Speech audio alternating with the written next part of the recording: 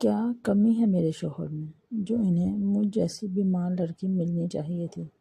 یہ تو ان کی اچھائی ہے جس کی وجہ سے میری بیماری ختم ہو گئی۔ مجھے لگتا ہے آپ کو کوئی نفسیاتی مسئلہ ہے، ورنہ ان کے اندر ہر وہ خوبی ہے جو ایک لڑکی اپنے لائف پارٹنر سے چاہتی ہے۔ اور دوسری بات، میرے شوہر میں دنیا ہے۔ میں ان کے ساتھ دل سے مخلص ہوں۔ ہر انسان اپنے جیسا نہیں سمجھنا چاہیے۔ ہر لڑکی آپ کے جیسی نہیں ہوتی۔ در حقیقت انسان خود جیسا ہوتا ہے، سامنے والے کو وہ ویسا ہی سمجھتا ہے۔ آپ کو اللہ نے ہر چیز دی تھی، اتنا اچھا شوہر، اتنی پیاری بیٹی، اتنا سکون والا گھر، اور آپ ان سب چیزوں کو ٹھکرا کے چلی گئیں صرف اس لیے کہ منہاج نے آپ کو دنیا سے بچا کر رکھا ہوا تھا۔ وہ آپ کی کلب لائف اور دوسری سرگرمیوں کے خلاف تھے۔ پہلے میں خود کو اس دنیا کی بد نصیب لڑکی سمجھتی تھی، اب میرا نظریہ بدل گیا۔ آپ جیسے لوگ بھی ہیں جنہوں نے جان بوجھ کر اپنے نصیبوں کو برباد کر کے اللہ تعالیٰ کو ناراض کیا ہے۔ رانیہ نے سنجیدگی سے کہتے ہوئے مبشرہ کے منہ پر اس کی اوقات دے ماری تھی، جبکہ منہاج حیرت سے رانیہ کو دیکھ رہا تھا۔ اس کی بیوی کو بولنا بھی آتا تھا۔ وہ آج واقعی رانیہ سے کافی امپریس ہوا تھا۔ رانیہ منہاج اور میرال کے ساتھ باہر کی طرف بڑھ گئی تھی، جبکہ ضبط کے مارے مبشرہ دانت پیس کر رہ گئی۔ وہ مبشرہ کا منہ پر سنا تو آیا تھا، لیکن مبشرہ کی بات سے وہ دل میں کہیں ڈر گیا تھا۔ جب وہ مبشرہ کو شادی کر کے لایا تھا تب وہ بالکل نارمل تھی، لیکن وقت کے ساتھ اپنے انداز بدل کر اس نے منہاج کے دل کو بہت بری طرح چوٹ پہنچائی تھی۔ دودھ کا جلا چھاچھ بھی پھونک پھونک کر پیتا ہے، اور یہی حال منہاج کا تھا۔ وہ عجیب سے ڈر سے مبتلا ہو گیا تھا۔ اسے اور اس کی بیٹی کو رانیہ کی عادت ہو گئی تھی۔ اگر رانیہ بھی ان دونوں کو ایسے ہی چھوڑ کر چلی گئی تو وہ کیا کرے گا؟ اس کی عجیب سی کیفیت ہو گئی تھی۔ گھر آ کے بھی مبشرہ کی باتیں اس کے ذہن میں گونجے جا رہی تھیں۔ وہ انسان تھا، دل رکھتا تھا، ہر چیز اسے ٹھیس پہنچائے وہ ان سے بچتا تھا، کیونکہ وہ جانتا تھا اگر اب وہ ایک بار پھر ٹوٹا تو کبھی ٹھیک نہیں ہو پائے گا۔ وہ خاندانی دولت مند نہیں تھے۔ دن رات محنت کرنے کے بعد منہاج آج اس مقام پر پہنچا تھا۔ ساری رات وہ بس یہی باتیں سوچتا رہا تھا۔ صبح اس کی آنکھ کھلی تو رانیہ برابر میں سو رہی تھی۔ وہ روز صبح اٹھ کر اسے اٹھاتا تھا، مگر آج ذہن ڈسٹرب ہونے کی وجہ سے اس نے رانیہ کو جگانے کا ارادہ ترک کر دیا۔ کئی الجھنیں میں الجھ کر وہ کسی بات سے رانیہ کا دل ہی نہ دکھا دے۔ وہ خاموشی سے تیار ہو کے آفس چلا گیا تھا۔ سارا دن بھی اس کا اسی ٹینشن میں گزر گیا۔ رات میں وہ گھر آیا تو ہال کمرے میں بیٹھی رانیہ میرال کو ہوم ورک کرا رہی تھی۔ اسے دیکھتے ہی اس کی جانب لپکی، اس کا کوٹ اتار کر صوفے پر رکھا اور پھر پانی لینے کچن میں چلی گئی۔ منہاج روز آفس سے آ کر اس کے ماتھے کو چومتا تھا، لیکن آج وہ کہیں گمسم تھا۔ رانیہ نے اس بات پر بھی اتنا دھیان نہیں دیا۔ اسے احساس ضرور ہوا تھا، لیکن یہی سوچ کر کہ وہ تھکا ہوا ہوگا اس نے نظر انداز کر دیا۔ ملازمہ نے کھانے کا پوچھا تو منہاج کھانے کا منع کر کے اپنے کمرے میں چلا گیا۔ رانیہ میرال اور کشمالہ بیگم کے ساتھ ہی کھانا کھانے لگی، کیونکہ میرال اس کے ہاتھ سے کھانا کھاتی تھی۔ کبھی کبھی سامنے والے کی زندگی برباد کرنے کے لیے ہمیں کسی عمل کی ضرورت نہیں پڑتی، ہماری چند باتیں ہی اس انسان کو تباہ کر کے رکھ دیتی ہیں۔ اور یہی حال مبشرہ کا تھا، جس نے اپنی چند باتوں سے رانیہ اور کی ہستی بستی زندگی میں زہر گھول دیا تھا۔ منہاج کمرے میں آ کر بیڈ پر لیٹ گیا تھا۔ جب سائڈ ٹیبل پر رکھا، رانیہ کا فون جگمگانے لگا۔ مسلسل نوٹیفیکیشنز کی آواز سے تنگ ہو کے منہاج نے موبائل سائلنٹ موڈ پر لگانے کی غرض سے اٹھایا تو سامنے نظر آتے میسیجز دیکھ چونک گیا۔ یہ 7 کے میسیجز تھے جن میں وہ رانیہ کو فورس کر رہا تھا کہ وہ اس سے ملنے اپنی امی کے گھر آ جائے، وہ منہاج کو چھوڑ کر اس کے پاس آ جائے، منہاج اس کے قابل نہیں ہے۔ ایسے کتنے میسیجز منہاج نے پڑھے اور پھر موبائل واپس ٹیبل پر رکھ دیا۔ اس کی آنکھوں کے سامنے ماضی گھوم گیا۔ بالکل اسی طرح مبشرہ کے موبائل پر بھی اس نے بزنس مین حمدان شیخ کے میسیجز دیکھے تھے۔ جب اس نے مبشرہ سے پوچھا تو اس نے یہی بتایا کہ بس ایسے ہی وہ اسے پریشان کر رہا ہے۔ منہاج مبشرہ پر حد سے زیادہ کرتا تھا، اسی لیے اس بات پر اتنا دھیان نہیں دیا تھا۔ میسیجز کے بعد وہ ہمدان سے پورا دن گھر سے غائب رہتی تھی۔ منہاج کے پوچھنے پر اس سے لڑائی شروع کر دیتی تھی۔ مشہور ہے کہ مرد روتے نہیں ہیں، مگر مبشرہ نے اس کا دل اتنا دکھایا تھا کہ اتنا بڑا بزنس مین بھی رو گیا تھا، ٹوٹ گیا تھا، بکھر گیا تھا۔ اس کا قصور کیا تھا؟ صرف اتنا کہ اپنی لائن کے دوسرے مردوں کی طرح وہ عیاش نہیں تھا، وہ غیر عورت سے دل نہیں لگاتا تھا، وہ اپنی بیوی کے ساتھ دل و جان سے مخلص تھا۔ اس کا قصور صرف یہی تھا کہ وہ اچھا اور سادہ تھا۔ کیا ہوا آپ کو؟ آپ نے کھانا بھی نہیں کھایا؟ رانیہ کی آواز سن کر وہ ہوش میں واپس آیا۔ وہ اس کے قریب مضطرب سی کھڑی تھی۔ منہاج کو یکدم ہی اس کی شکل میں مبشرہ کی شکل دیکھنے لگی۔ مبشرہ کی آوازیں اس کے کانوں میں گونج رہی تھیں۔ اس کی آنکھوں میں جلن ہونے لگی۔ اسے ایسا محسوس ہوا جیسے اس کو دل کا دورہ پڑ جائے گا۔ امی مجھے بلا رہی تھیں، میں کل امی کی طرف چلی جاؤں؟ اس کی کیفیت سے بے خبر رانیہ بھولے پن سے اس سے اجازت مانگنے لگی۔ اس کی اس بات نے منہاج کے دل میں موجود شک کو یقین میں بدلنے کا کام کر دیا۔ وہ اپنی امی کے جانا چاہتی تھی، یعنی وہ ساس سے ملنے جا رہی تھی۔ منہاج کو دل کے مقام پر چبھن سی ہونے لگی۔ جہاں جانا ہے جاؤ، پلیز مجھے اکیلا چھوڑ دو۔ وہ یکدم سے چلایا اور بیڈ سے تکیہ اٹھا کر کمرے سے باہر نکل گیا، جبکہ اس کا یہ رویہ دیکھ رانیہ حیران رہ گئی۔ اس کے ساتھ تو کیا، بلکہ رانیہ نے اسے کسی کے ساتھ بھی ایسا برتاؤ کرتے نہیں دیکھا تھا۔ وہ منہاج کے پاس جا کے اس سے پوچھنا تو چاہتی تھی کہ اسے کیا ہوا، لیکن اس کا غصہ اور سپاٹ چہرہ دیکھ رانیہ کی ہمت ہی نہ پڑی۔ اس نے منہاج کو اپنے پاس سلایا اور پھر خود بھی بیڈ پر لیٹ گئی۔ کمرے سے نکل کر منہاج نے سلیپنگ پلز لیں اور ڈرائنگ روم میں آ کے صوفے پر لیٹ گیا۔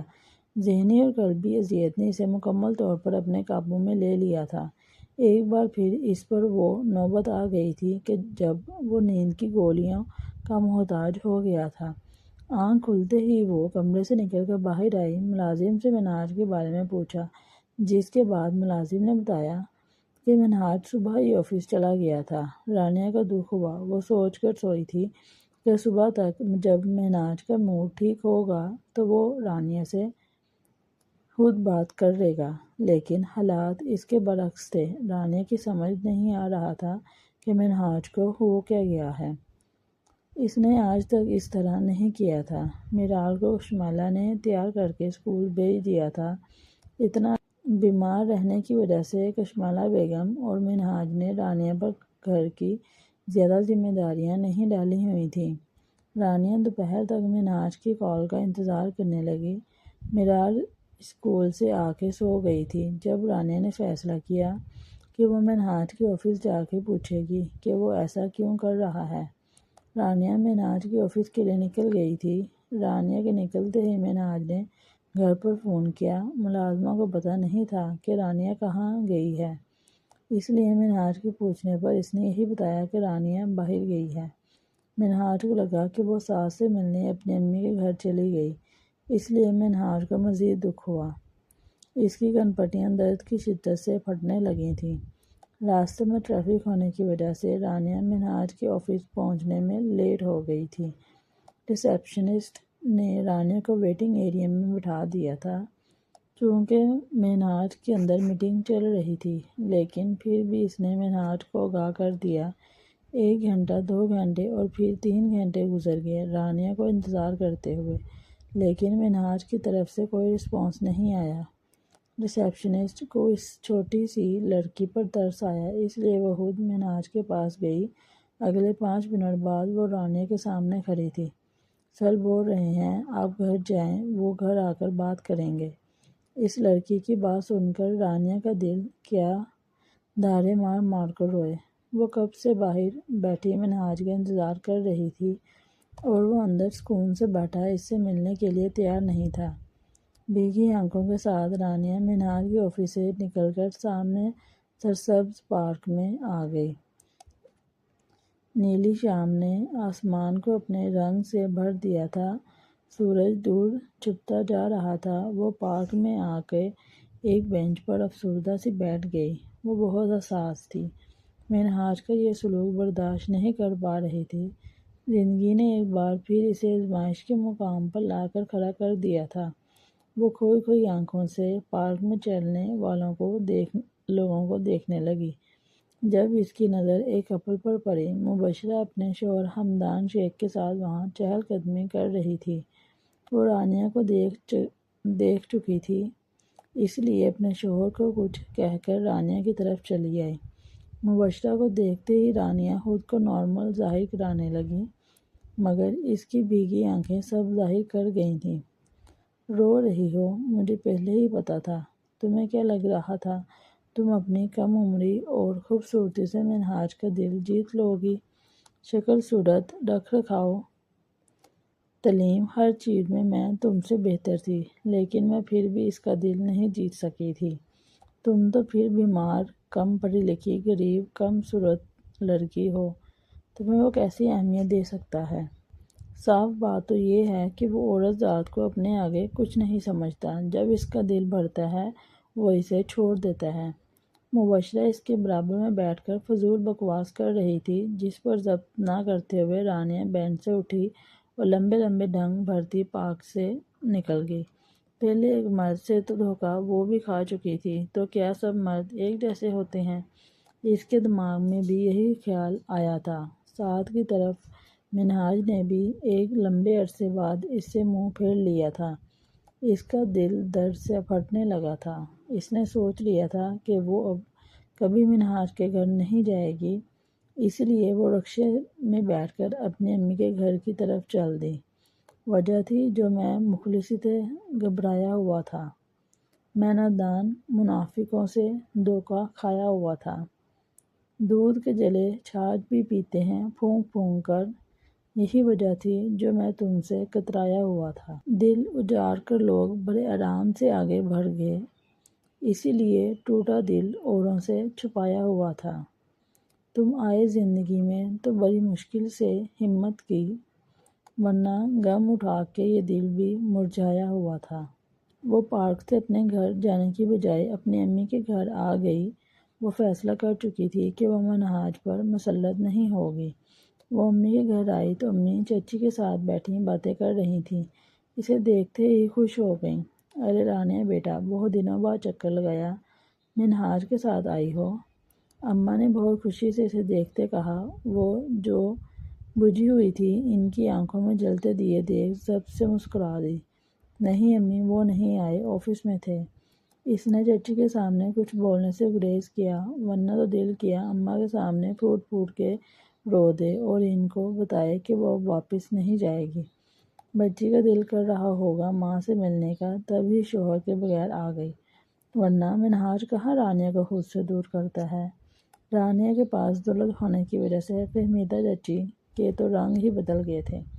وہ بڑے شیرین لہجے میں مسکراتے ہوئے بولیں تو رانیہ کا حلق تک کڑوا ہو گیا۔ وہ چند گھنٹے اماں کے پاس بیٹھی رہی۔ فہمیدہ چچی نیچے جا چکی تھیں۔ اماں کب سے اسے منہاج کے بارے میں ہی پوچھے جا رہی تھیں، اور یہ بھی کہ منہاج پیسے کب بھجوائے گا۔ منہاج کے پیسوں سے ہی تو یہ گھر چل رہا تھا۔ ماں کی باتیں سن کے رانیہ کا وہاں بیٹھنا مشکل ہو گیا۔ وہ اپنی ماں کی آس ختم نہیں کرنا چاہتی تھی، اس لیے اماں کو گھر جانے کا ہول بول کر اٹھ گئی ہوئی۔ اماں کے گھر سے نکل کر وہ سڑک پر پیدل چلنے لگی۔ گھر سے پیسے وغیرہ تو وہ لائی نہیں تھی، اس لیے پیدل ہی اپنی چھوٹی بہن کے گھر کی طرف چل دی۔ بہن کے گھر جا کے اس نے دروازہ کھٹکھٹایا۔ چند پلوں بعد دروازہ کھلا تو رانیہ کو دیکھ اس کی چھوٹی بہن کا دل کا بجھا چہرہ یکدم ہی کھل گیا۔ رانیہ کسی کے گھر نہیں جاتی تھی اور اب سب رانیہ کو بھاؤ دیتے تھے، کیونکہ سب جانتے تھے رانیہ اب مالی مدد کر سکتی ہے۔ آپی آئیں نا اندر۔ اس نے رانیہ کو اندر لا کے ڈرائنگ روم میں بٹھا دیا، خود چائے بنانے چلی گئی۔ اس کا شوہر بھی گھر میں موجود تھا۔ رانیہ کو حیرت ہوئی، شاید وہ جاب لیس تھا۔ رانیہ ڈرائنگ روم میں بیٹھ کر اپنی بہن کا انتظار کرنے لگی، پھر کچھ لمحوں بعد اٹھ کر کچن کی طرف بڑھ گئی۔ لیکن کچن میں پہنچنے سے پہلے ہی اس کے قدم اپنے بہنوئی کی آواز پر تھم گئے۔ رانیہ گھر پر آئی ہے، بہت اچھا موقع ہے، اس سے پیسوں کی بات کرو، اتنا پیسہ ہے اس کے پاس، اپنی بہن کی مدد کر دے گی تو کم نہیں ہو جائے گا۔ امیر زادے سے شادی کی ہے اس نے، ہمیں بھی تو کچھ فائدہ ہو اس امیری کا۔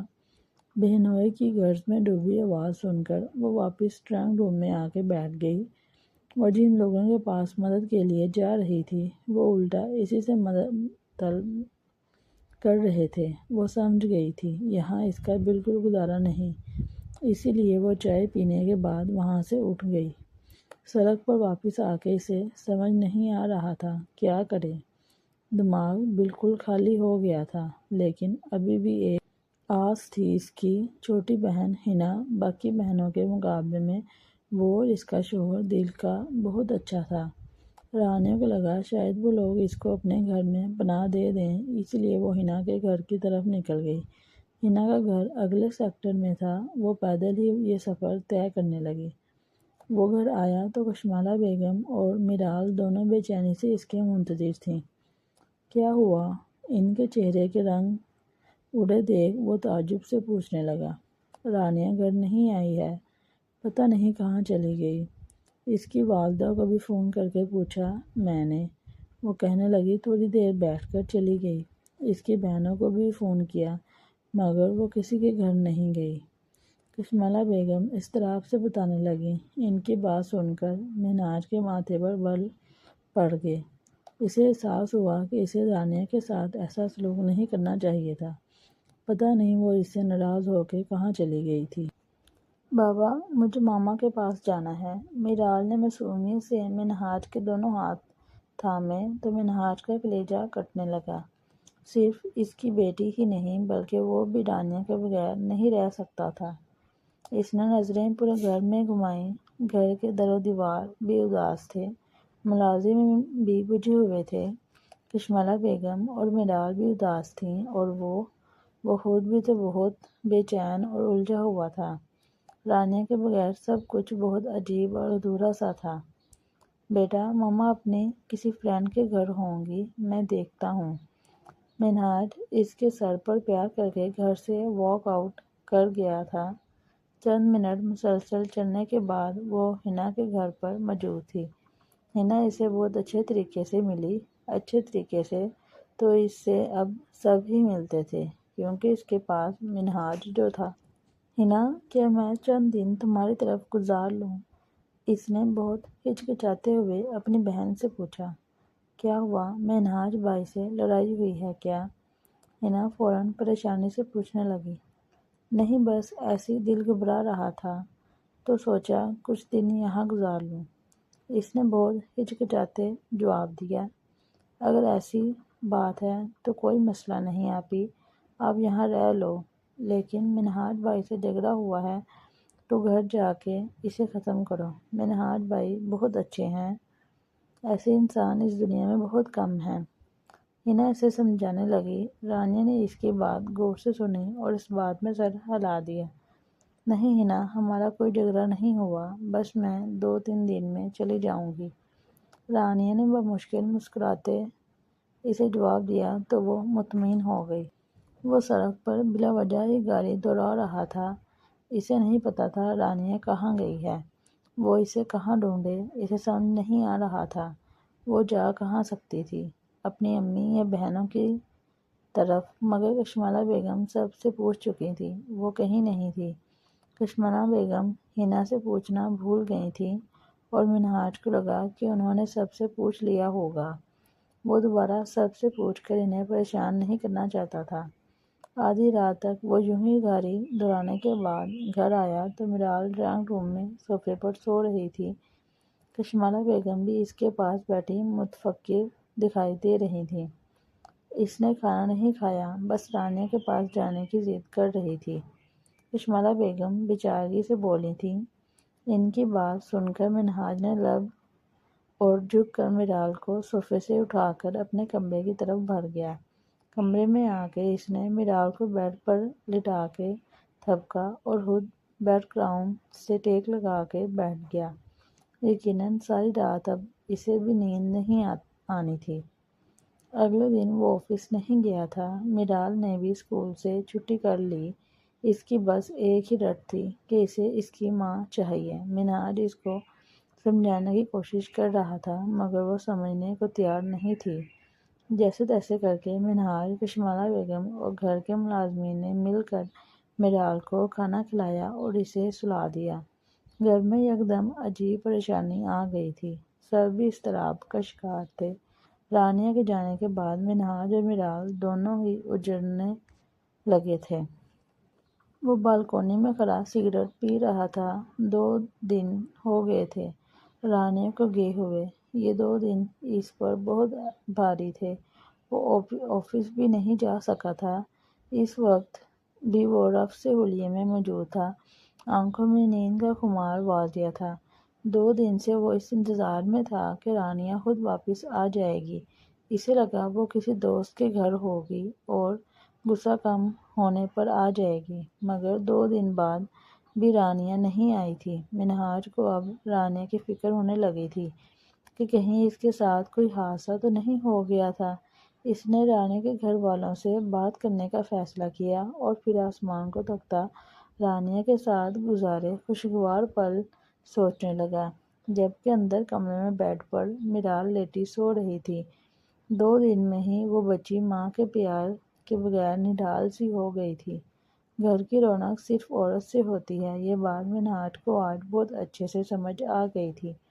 رانیہ دن بھر گھر میں پیار باندھتی رہتی تھی۔ ملازموں کا دل بھی اس سے لگا رہتا تھا۔ پھر کشمالہ بیگم کے ساتھ شام کی چائے پر خوب گپ شپ لگاتی، رات میں منہاج کے ساتھ کھانا کھاتی اور اسے دن بھر کی باتیں کرتی۔ منہاج کو اب بہت شدت سے احساس ہوا تھا کہ انجانے میں ہی وہ رانیہ کے ساتھ بہت غلط کر چکا تھا۔